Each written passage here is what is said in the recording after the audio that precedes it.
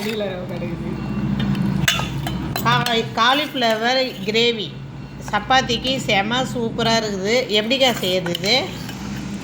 கொஞ்சம் தான் இருக்குது, எல்லாம் சாப்பிட்டு முடிச்சிட்டோம். இதாக மீந்துருக்கு, வீடியோ எடுக்க மறந்துட்டோம், அதனால் இப்போ தான் காலிஃப்ளவரை கட் பண்ணி சுடுதண்ணியில் போட்டு எடுத்து வச்சுக்கிட்டு வெங்காயம் தக்காளி போட்டு வதக்கி அது கூட இதையும் வதக்கி தண்ணி ஊற்றி அப்படியே வச்சிட வேண்டியதான். அது கூட மசாலா அரைச்சி ஊற்றி கொதிக்க வச்சு சிம்மில் வச்சிடணும்.